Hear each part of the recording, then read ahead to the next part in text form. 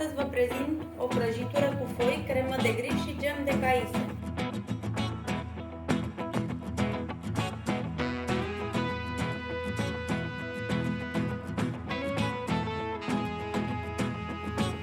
Pentru foi avem nevoie de un ou, 2 lingurițe cu miere, 50 de grame de unt topit, 4 linguri cu lapte, 150 de grame de zahăr, o linguriță cu bicarbonat de sodiu și 400 de grame de făină. Pentru prepararea cremei avem nevoie de 300 de ml de lapte, 2 linguri cu griș, 200 de grame de zahăr, 200 de grame de unt, coajă rasă de lămâie, o esență de vanilie și 2 plicuri cu zahăr vanilat. Vom mai avea nevoie și de 450 de grame de dulceață de caise. Peste zahăr punem oul bătut, laptele și amestecăm.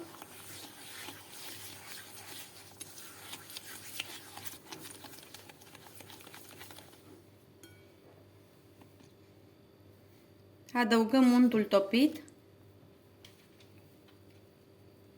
și miere.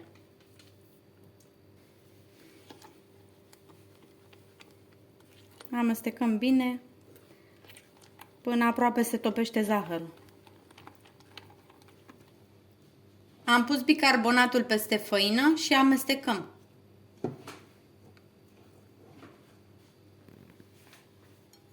Vom pune compoziția lichidă peste făină.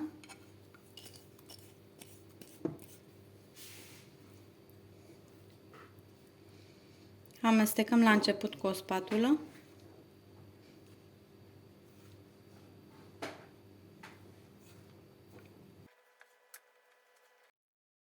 Trecem la frământarea aluatului cu mâna.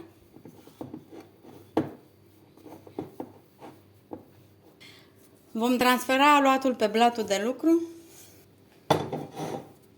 și îl vom frământa.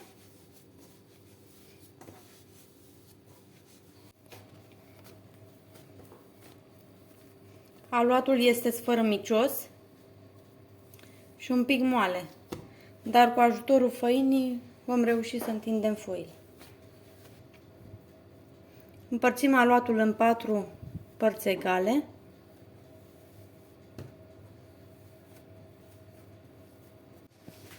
Vom lua o bucată de aluat și o vom întinde peste o foaie de copt, pe care o presărăm cu puțină făină.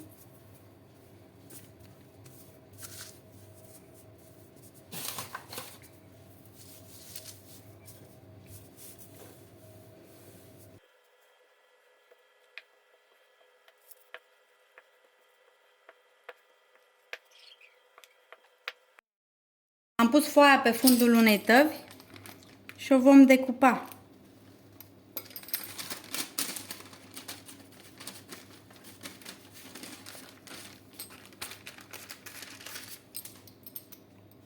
Voi decupa și hârtia de copt. Luăm foaia cu o furculiță din loc în loc.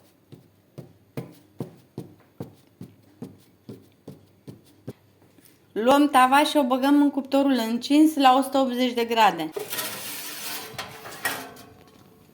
După câteva minute, foaia s-a rumenit și o scoatem din cuptor.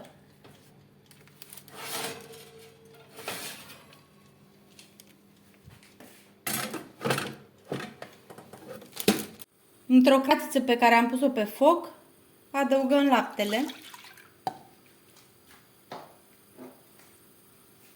și apoi grișul și amestecăm să nu se facă cocoloaș. Când compoziția a început să se îngroașă, adăugăm zahărul și amestecăm.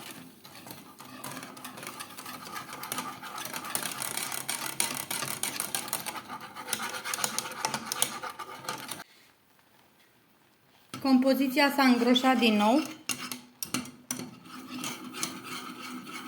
Grișul la fier Și acum oprim focul și o dăm la rece.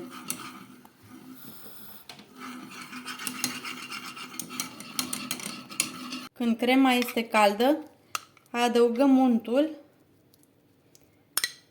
câte o bucățică,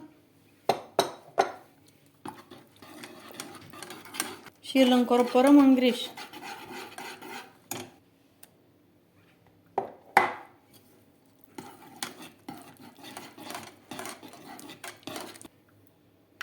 Untul trebuie să fie la temperatura camerei.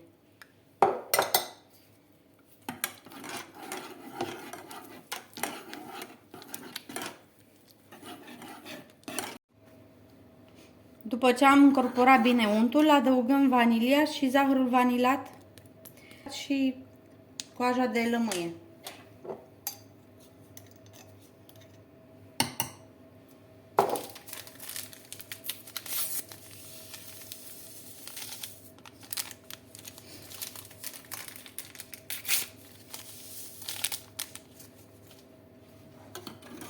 Amestecăm, apoi mai lăsăm să se răcească 30 de minute.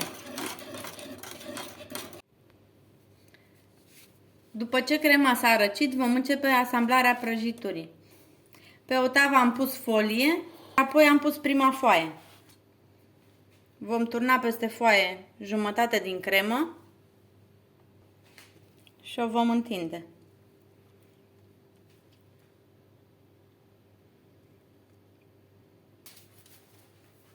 Vom pune a doua foaie, vom presa cu mâinile ușor.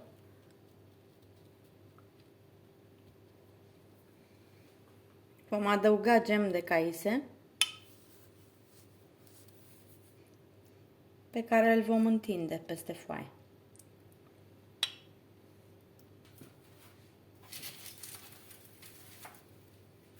Vom pune a treia foaie, presăm cu mâinile ușor.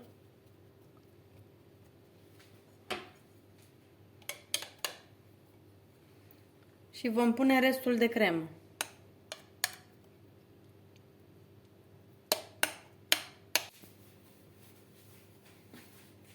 Vom pune și ultima foaie.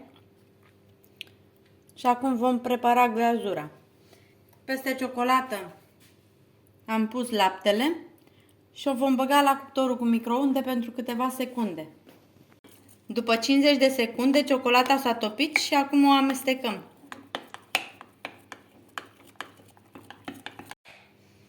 Turnăm glazura peste prăjitură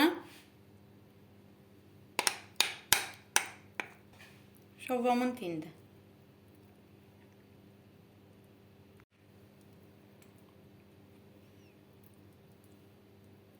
Băgăm prăjitura la frigider pentru o oră până se întărește ciocolata deasupra, apoi o acoperim și o lăsăm minim 4 ore înainte de a fi servită. Mă bucur că ați urmărit rețeta mea. Dacă v-a plăcut, nu uitați să dați un like și să vă abonați la canal.